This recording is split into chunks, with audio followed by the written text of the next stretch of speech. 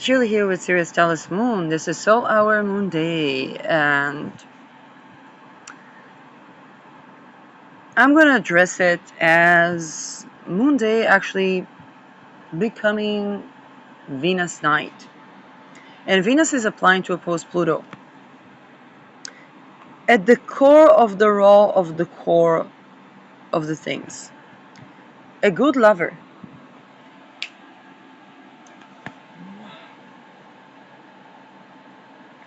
will never see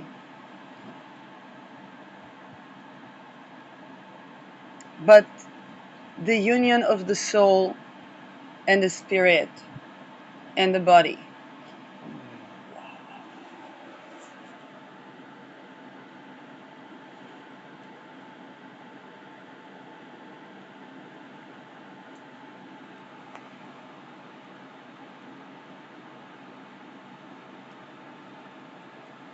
And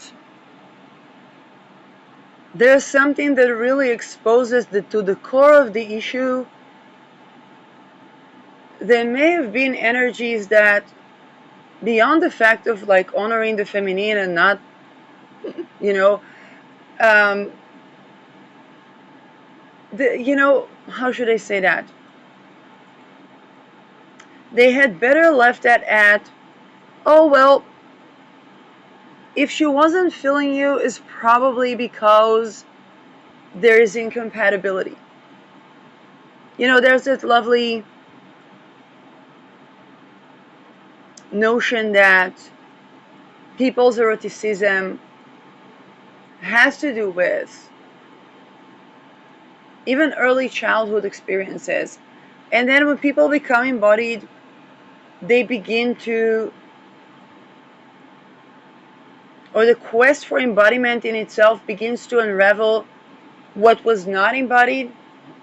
And if somebody interprets what was not embodied as the embodied in another person, they are so far off.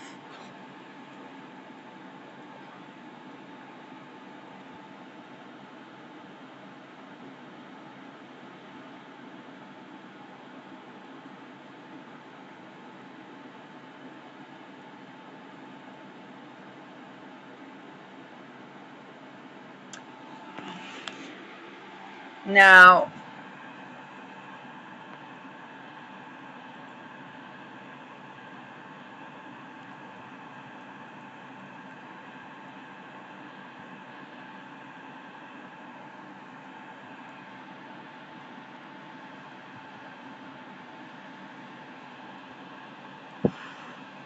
does the world when we talk about success, when we talk about the big vision, does the world, no, seriously, we talk about the big vision and the big vision, the good life.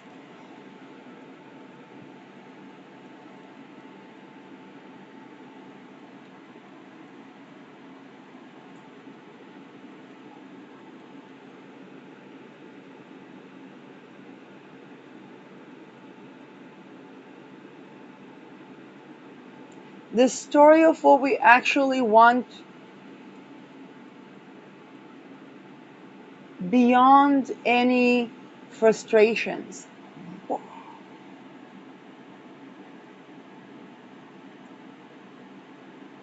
Okay, that moment was about heart alignment, soul alignment. And think about worldly success. It should be soul aligned, right? I mean, is that it's true. Uh,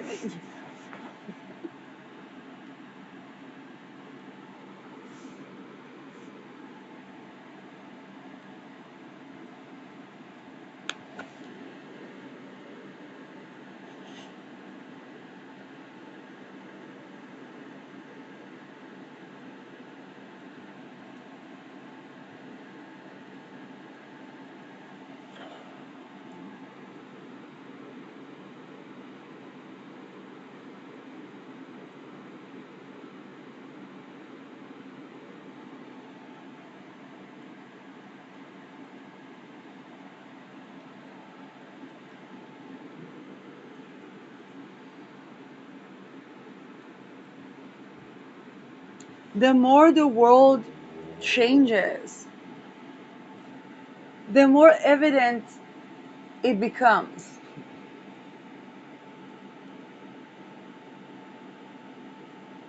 And the more the people that are not satisfied with something that's not soul alignment begin to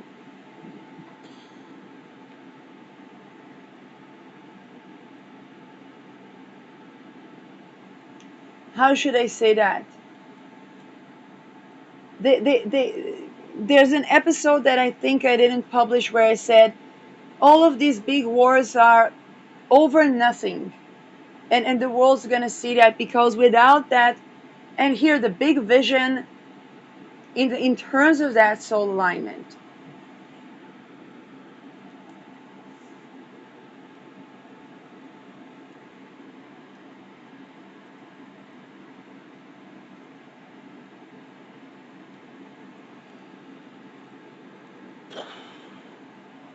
And it's not about, I remember when we were taught the Maslow pyramid, and then that pyramid is upside down.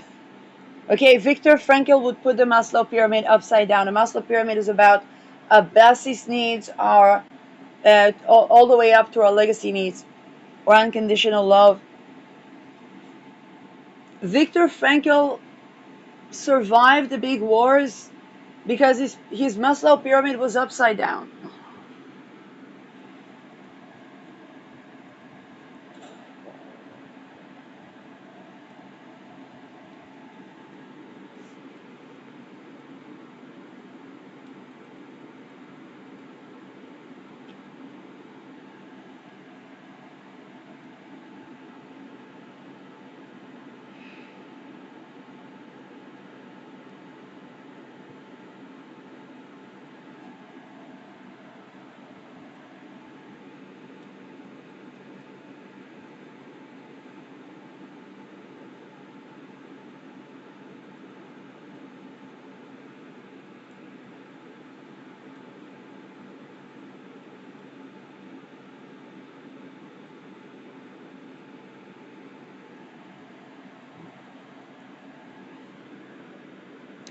And I'm going to tell a little story. And the story is about blue kyanite. I remember there was a certain energy or a certain person in my life where every time they would be in different environment, they would completely absorb the environment. And it started happening somewhat to me as well with them. I remember we saw a missile. And I began to have the energy of the missile. Now, of course, those things have to do with all kinds of occult that is always there, whether during peace or wartime. Then I was using blue kyanite, and that was somewhat, at least partially, very helpful. Now,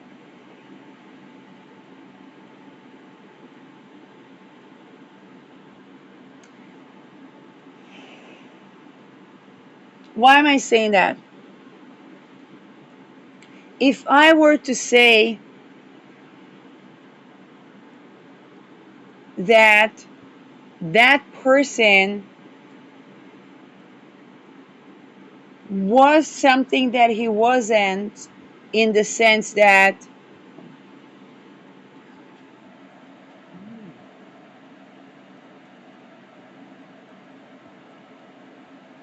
if I was to identify, let's say they would come with an energy of another colleague. If I were to identify him as that colleague, whatever the rank or the title of that other person is, then that would be basically. Now,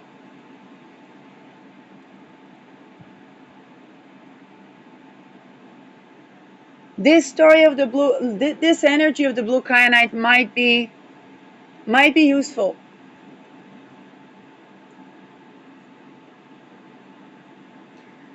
as a metaphor even.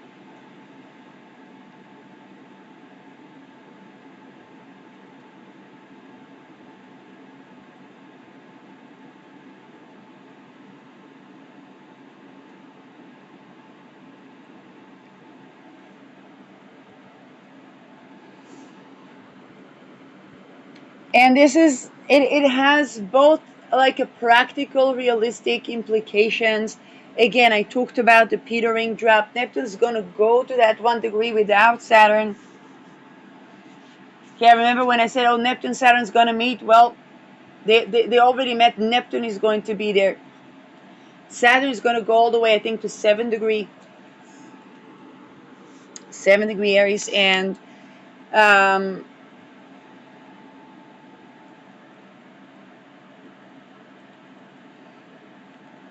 if people don't make the connection between that and their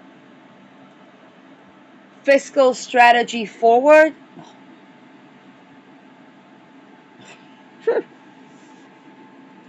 I cannot.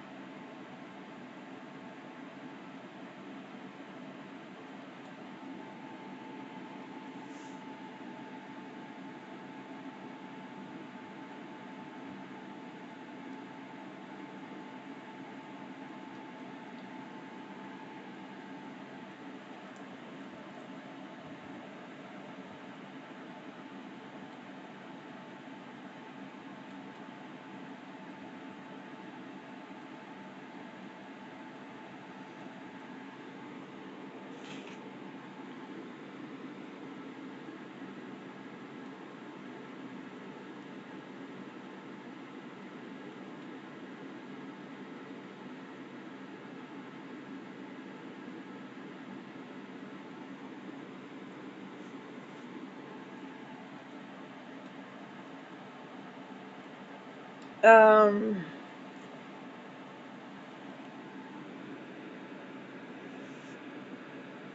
and that soul alignment is beyond the contemporary structure of the world, because that structure is contemporary.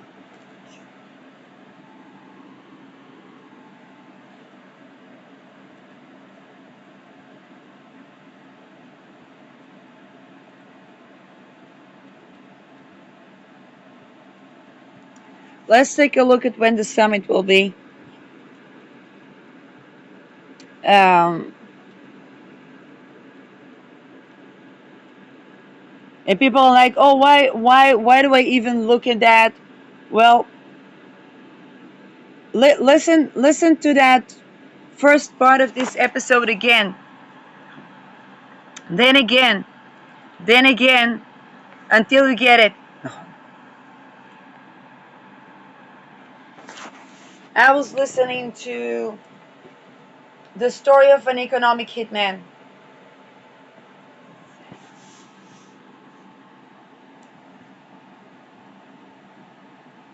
A grand vision. Think about worldly success, a grand vision. Think about soul alignment.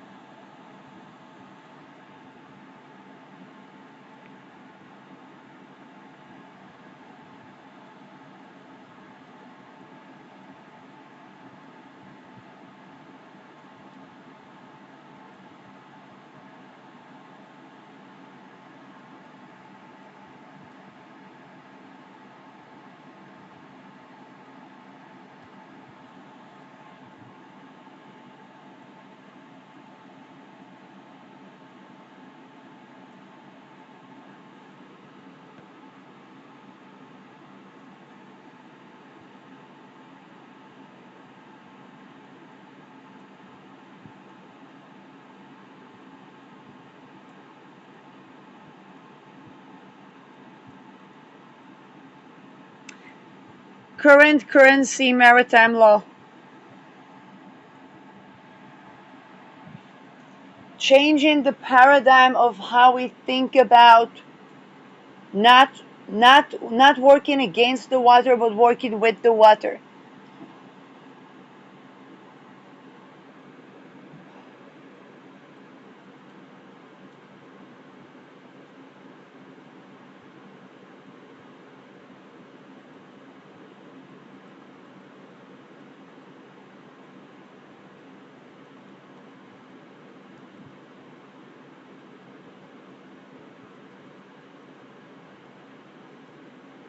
Jupiter ingress to 27 degree Cancer.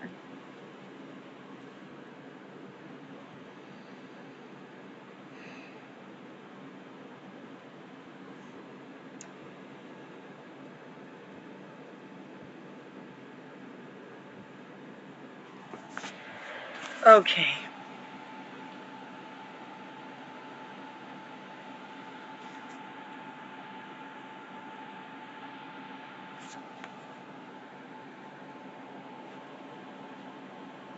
July 7-8, 2026, Ankara.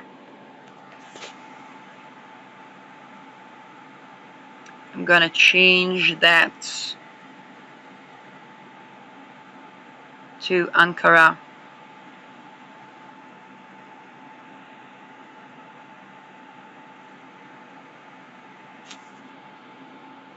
And we are in June. We gotta take it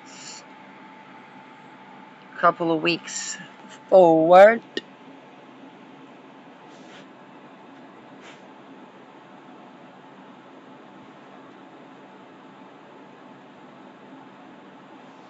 July 7-8. Okay.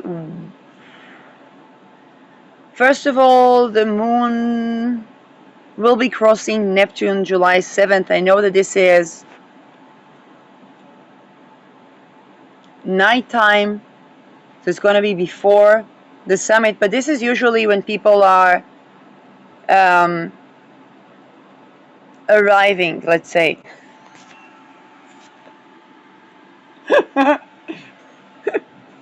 It has importance.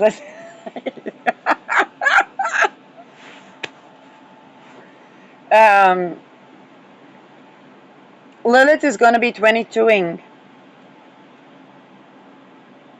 Lilith 22ing for a NATO Summit is interesting.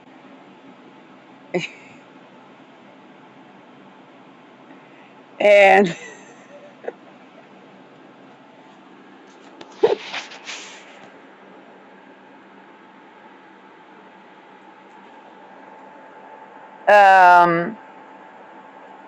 Moon sextile Pluto, bisextile Mars Uranus. Mars Uranus is a fascinating election for NATO Summit. I mean, are they gonna bomb Turkey? Like,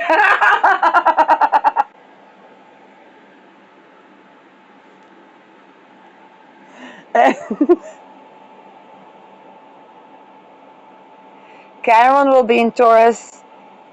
Venus closer to Ketu. Venus in Magha. Sun on Sirius. Bigger sun with a bigger sun. I believe by then we will already have the Sirius rising, which is important for Europe. So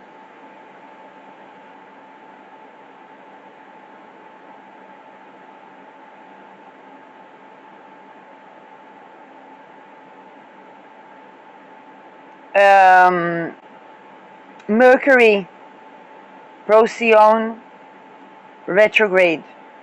Okay, first, notable mentions, Mercury retrograde for the summit. Now, here are the good alignments. It's the bisextile.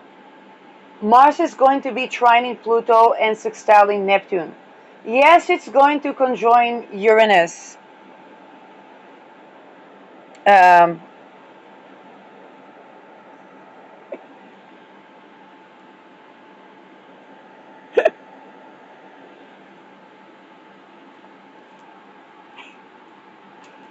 Yeah. So Sun aligned with the bigger Sun, B6 Saturn will be already in the degree where it will later turn retrograde. Jupiter will already have been in Leo. Jupiter, Leo, Sun with the bigger Sun. Ketu, Venus, Magha. Mars, Saturn squaring the nodes, separating from the square to the nodes. But with the B6 Lilith 22ing and Jupiter, Leo.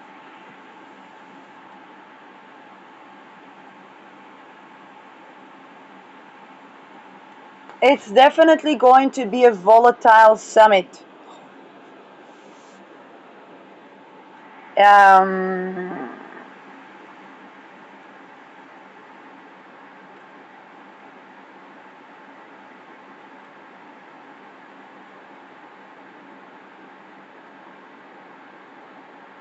Mercury retrograde.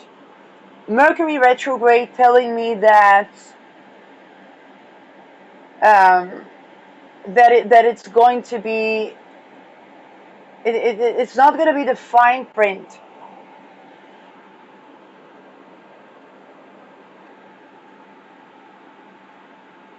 And that's something to keep in mind. Mercury is going to trigger that Venupiter conjunction that we had around Procyon.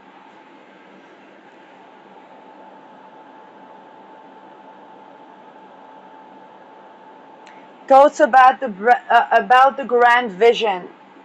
Okay, Moon Neptune is a very powerful, and it's gonna happen before, kind of like the night before the summit.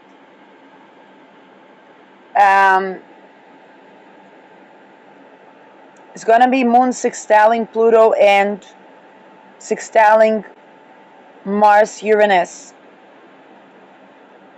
People should pay particular attention to the dream state, to the alternative consciousness states. Those can completely shift the thinking in a very sudden way.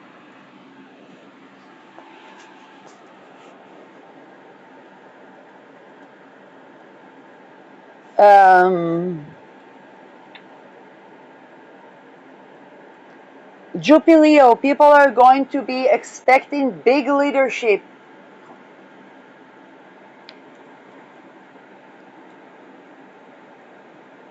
And Moon Neptune, mythical leadership. And yet Mercury is retrograde.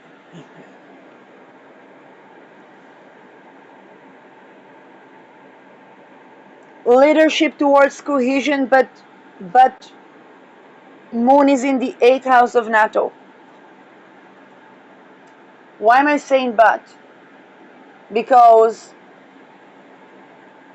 Moon Mars can have a conflictual, particularly with Mars in Gemini. Jupiter is the cohesion planet, but then it's like a quest for unity that is thetical and antithetical.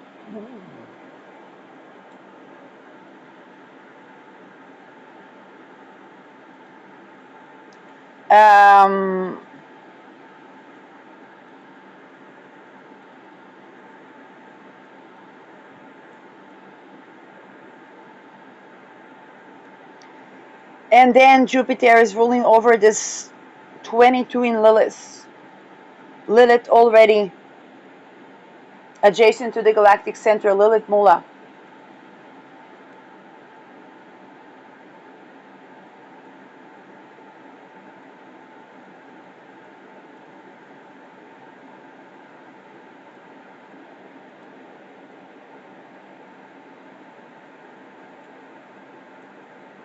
Now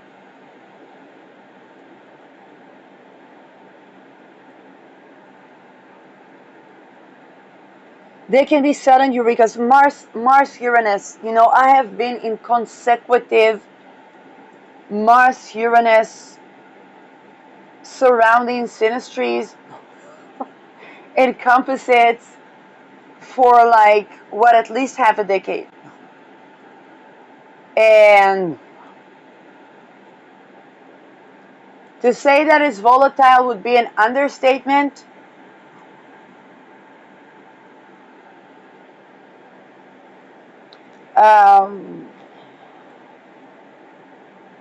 Yeah, and this Mars is 2 meters from my Rahu at that time.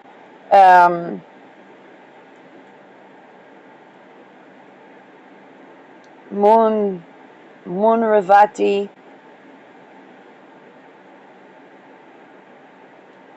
Mercury, Sol, Venus to the 28th. So the moon is going through the first and the second decan of Aries, probably towards the third as well.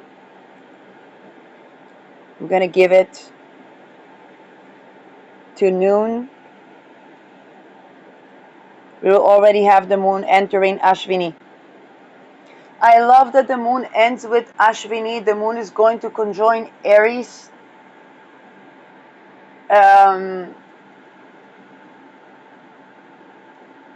And that means that this moon is going through the entire 8th house of NATO.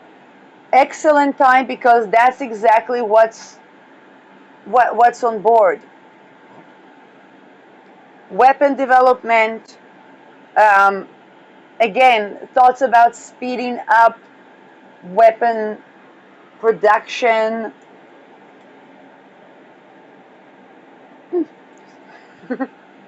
Okay, Mars in Gemini can give a little bit of acceleration. Mars Uranus, sudden acceleration. We still have Saturn in Aries.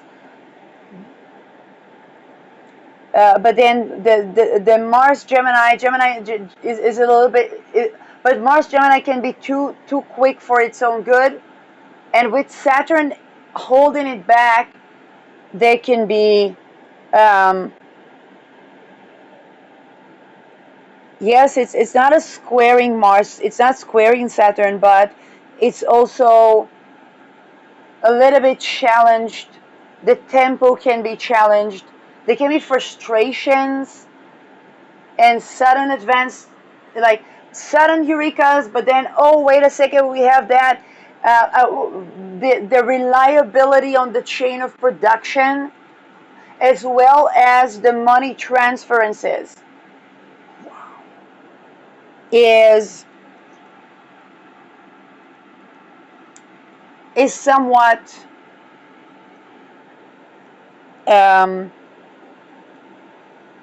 somewhat irregular. With Uranus Mars, there is some sort of, hey, let that Uranus Mars,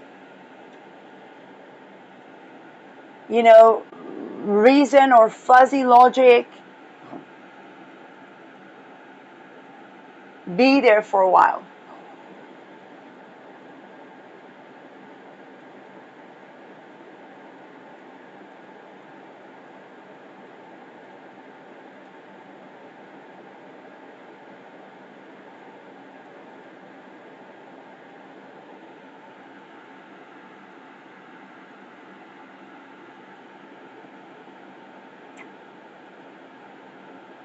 Moon square Mercury is, the moon is going more from the trine to the square, and this is, it creates a situation where, again, anything there is not the fine print. The good thing about Mercury being retrograde is that would be an excellent time to go over in retrospective and point out the things to tend to, or the things to correct.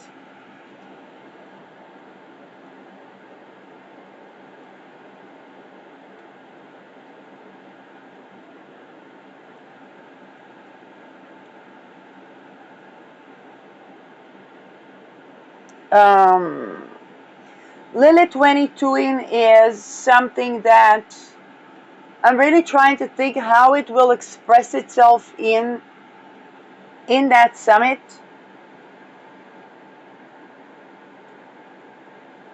There are many ways that I can think about.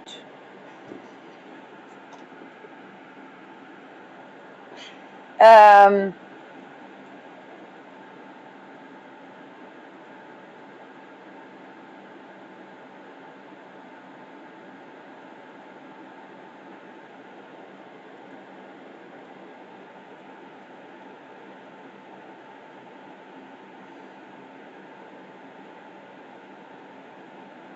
and Mars in the 10th house of NATO. Let's just say it's a wonderful, wonderful election to become more aware of everything that was swept under the rug.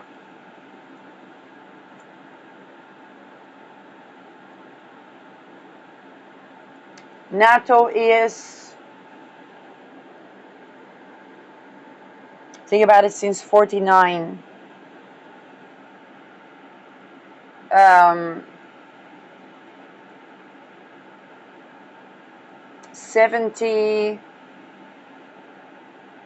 77. Let's take a look at the perfection here for NATO.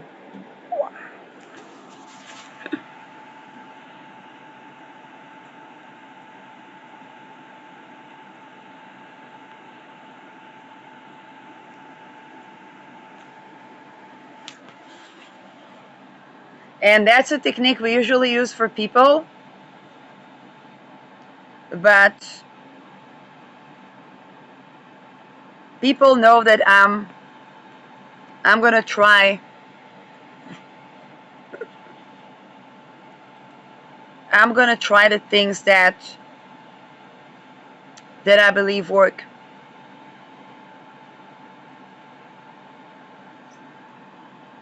Sixth house. Now let's just check that is indeed the 77th.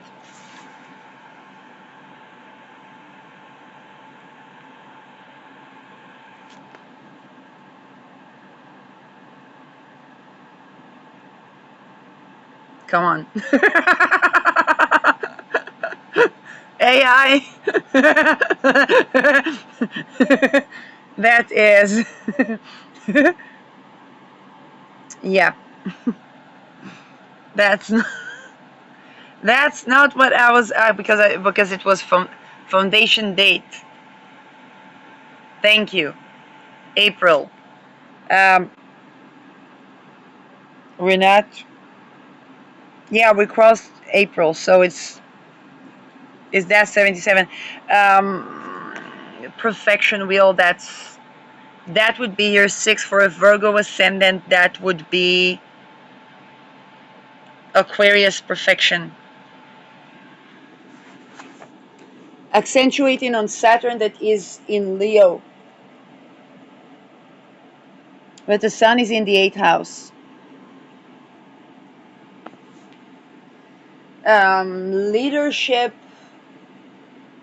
Leadership.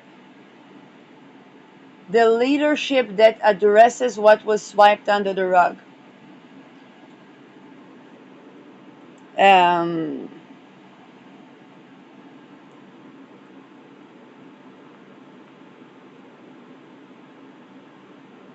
Aries is sovereignty.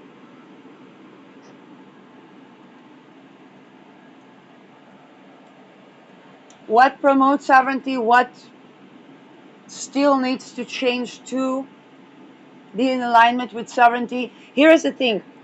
When I think about Aries is entrepreneurship and Aries is also strategy. If I want sovereignty,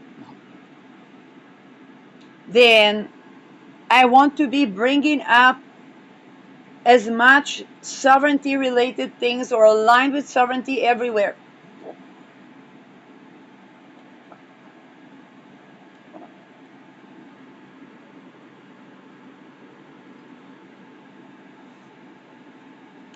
Eighth house Aries. How should I say that? If somebody is invested with something 8th house Aries,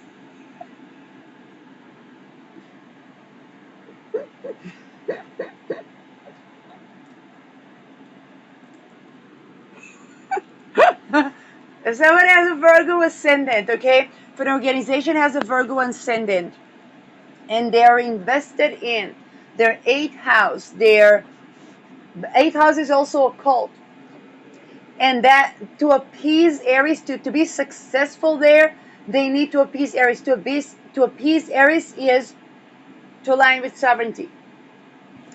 Does the investment align with sovereignty? Does the line of production align with sovereignty? Is everybody sovereign up the chain of command, up the chain of the weapon production?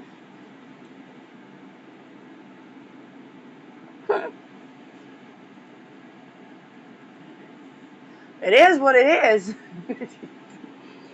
In any sort of manifestation or occultistic rites.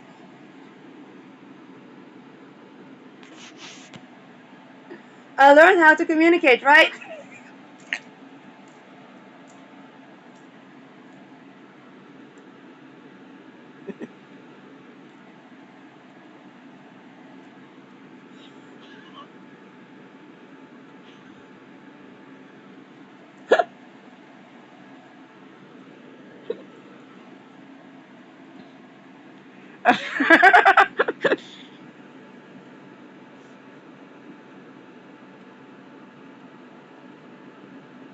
Now,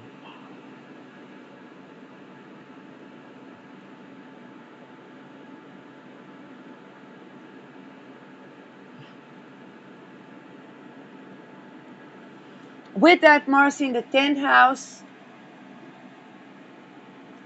the date brings the 8th house affairs to the 10th.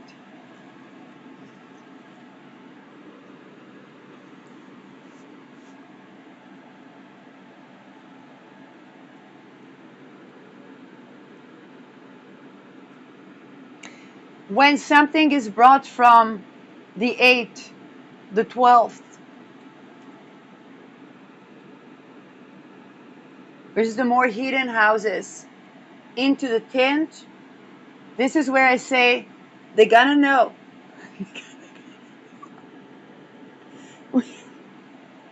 Particularly with Uranus. So,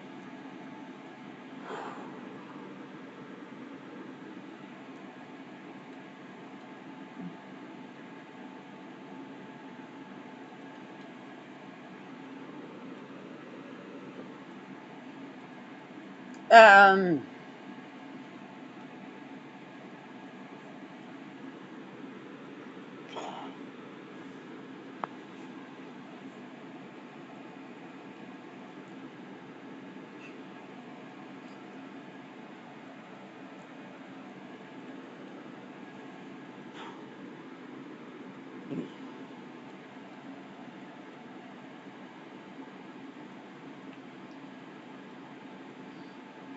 Sagittarius is the 4th house, Lilith 22ing in the 4th house,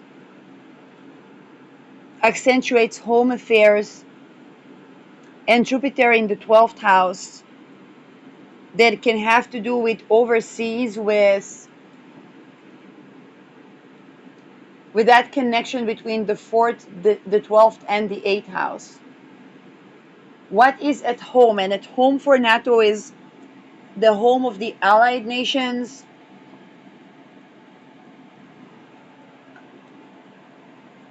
that is permeating to what is more difficult to see, or the blind spots that is affecting all of these topics that the summit is going to be about. And there we have a 22 Lilith all of a sudden. Okay, Lilith, the mythical Lilith is basically the first woman and She was not above, not below.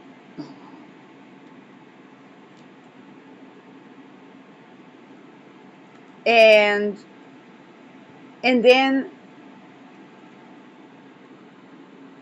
her in Genesis version that we have, she was to be exiled, or the Sagittarius is a Jupiter sign. It's a philosophy. It is a worldview. It is, and it also has to do with aviations. So it is home aviation, royal aviation, royal military aviation.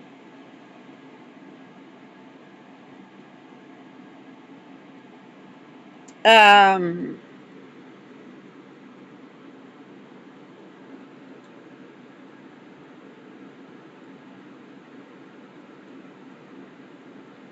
Jupiter is applying to oppose Pluto from the 12th to the 6th, and it's a sixth house perfection, so this opposition would be accentuated. Venus is conjoining Saturn, Saturn at the 29th degree of Leo. Um,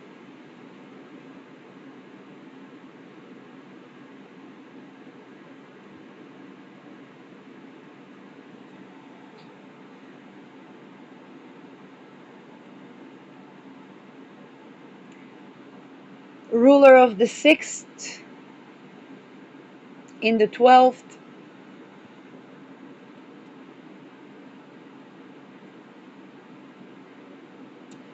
Open and hidden enemies and allies.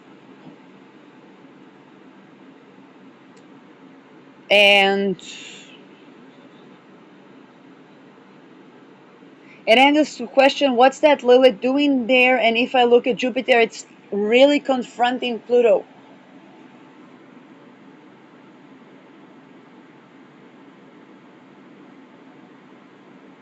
Chiron is applying to square Pluto, and Venus is there with Saturn. Venus strong in Magha, but Venus with Ketu.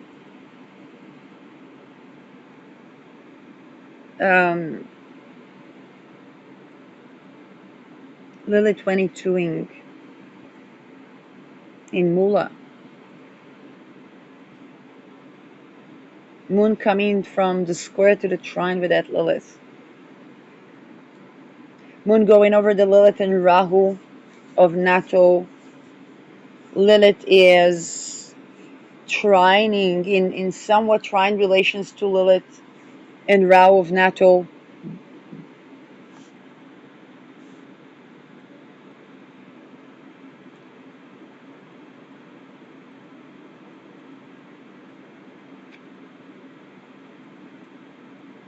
Um,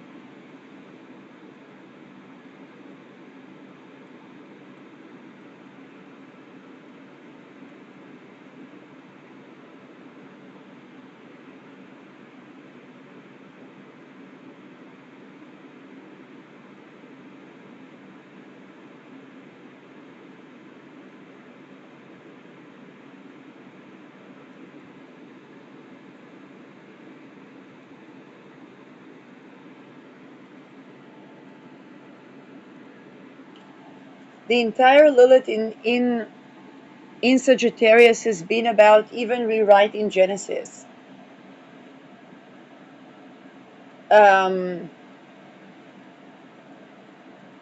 How does it pertain to a military alliance? I can think about the esoterics. I can think about anything 12th house. Okay? And that's a big confrontation. What does it look like? I don't know.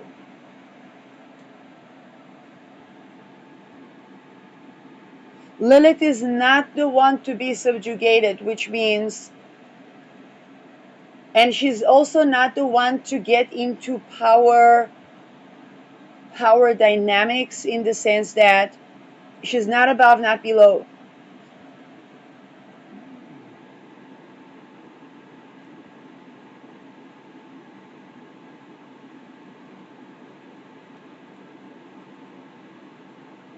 And Jupiter opposing Pluto.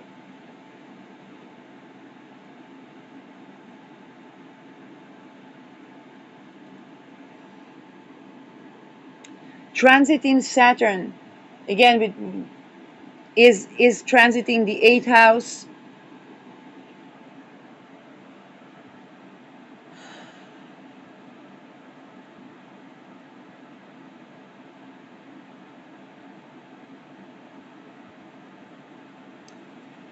Even with open enemies, there has to be appeasing sovereignty with Aries. Let me say it outright. Everything that's economic hitmanship based that permeated the alliance, one way or another, has to go.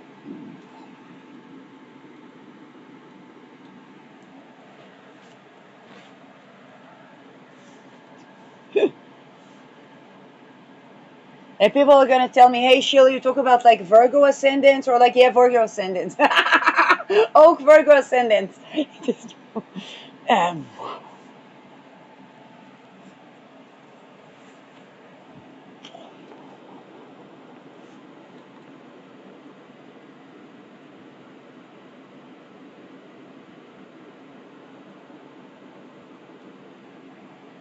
now, Aries is, of course, about innovation and self-sustaining things.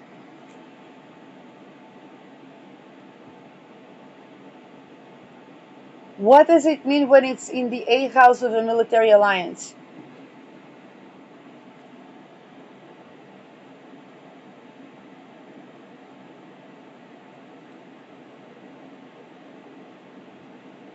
Does it mean automation? Mars in Gemini is begging the question, is posing the question of AI, because we don't want to give our power away lest we also do not appease Aries. So innovation appeases Aries, but giving our power away does not.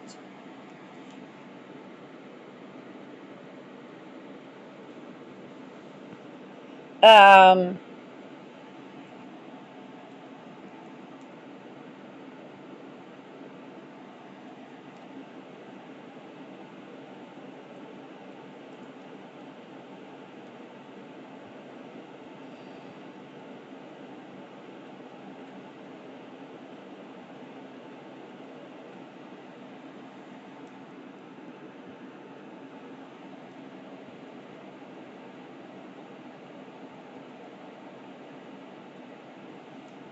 I can definitely see the transition from the 5th to the 6th.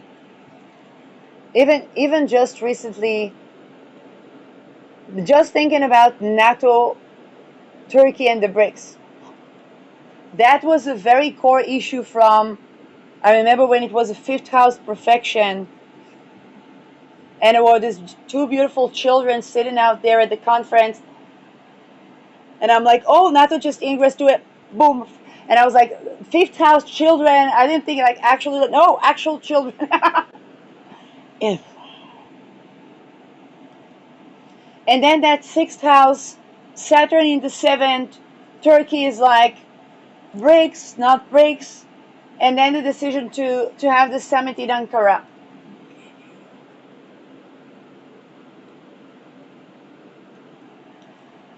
Even the small event of NATO escorting an economy Israeli plane.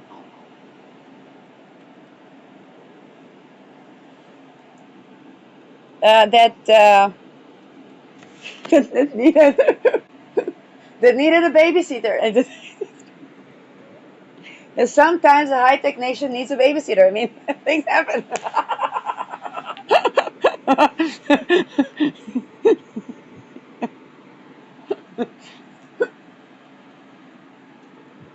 um,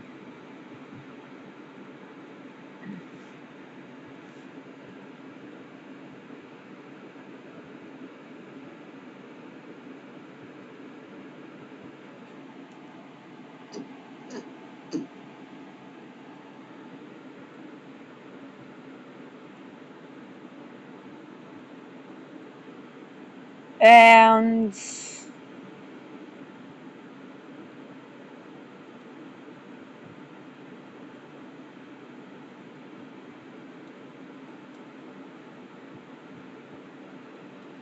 it also, more so than previous year, poses the questions of what would prompt Article 5. Okay, it's not a 7th year perfection, but the 6th year is also open enemies, open frontiers, and it can be new open frontiers, which we have seen happening.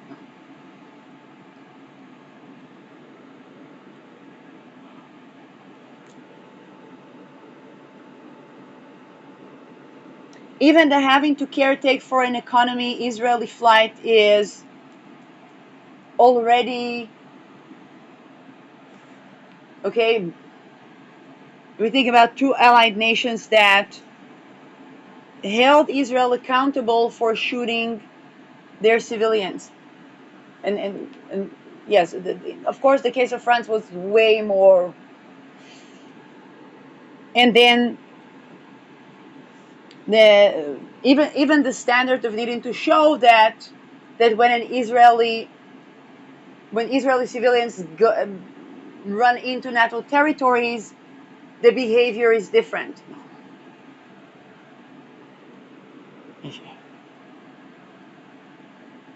Now, let's admit it, weapon technology wise and automation wise, that economy flight could have been automatically shut down. And it begs the question, would it have in Israel?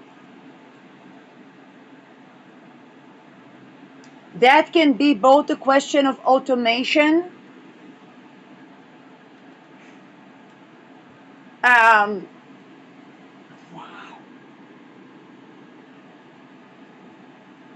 AI AI decisions, and chain of command decisions.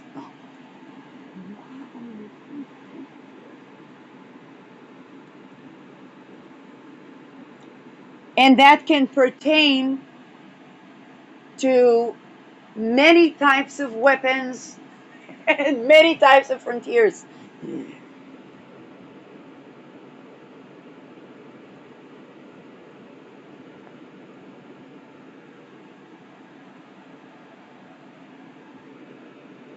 Um,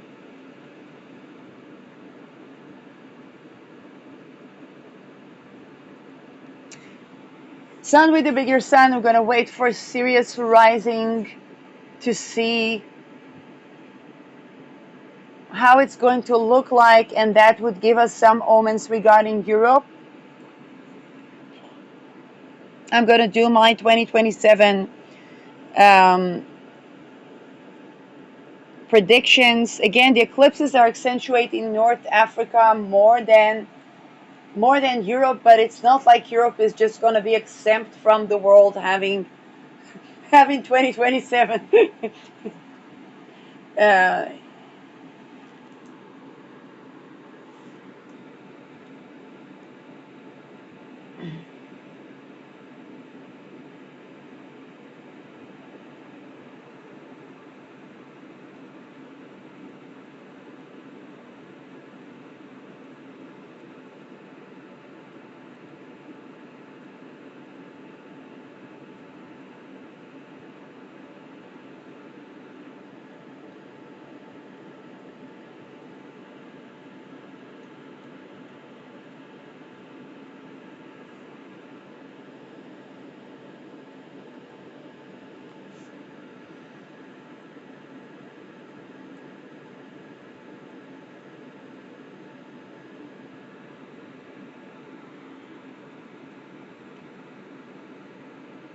things that are going to be in favor.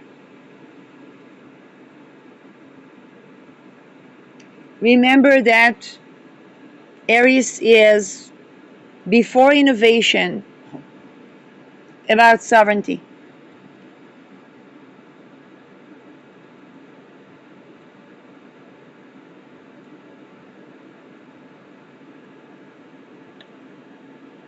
Another thing that I want to stress, I saw some of the Viking witchcraft that got them basically that got literally the Christians take over the Vikings in many senses. Um, I'm talking about formally, I'm not talking about the hidden stuff. But this is where, when we think about the 12th house and we think about the ruler of the 6th in the 12th, Saturn is as its joy in the 12th. That being said, we don't want to ruin a pizza. What do I mean by that? What would be ruining a pizza? Appeasing the 12th, even, for example, the move of escorting the Israeli economy plane, particularly after holding Israel accountable for its behaviors with allied nations, is a good move of appeasing the 12th.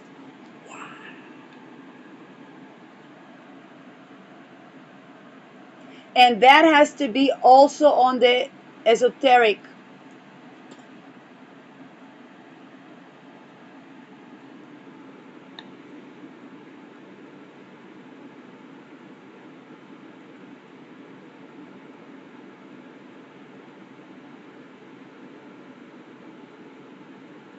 Particularly with Lilith 22 now. But this is an overall theme. It's just like Lilith is 22 in around the summit, Mars with Uranus in a B6 but conjoining Uranus. You know, that's in Gemini. It's kind of, oops, we started the World War. Yeah, what do we do about it? Something impulsive.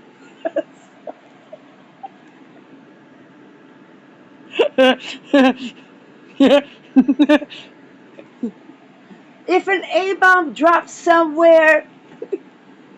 Now, here's the thing, with Mars, it can absolutely be accidentally.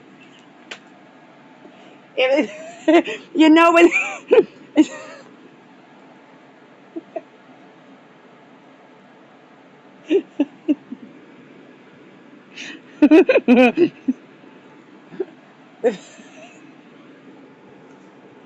I know folks are waiting for me to say on Ankara. Bingo.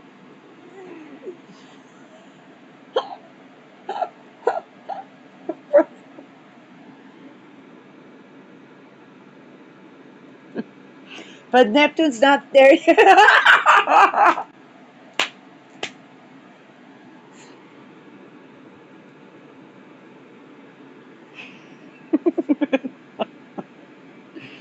um,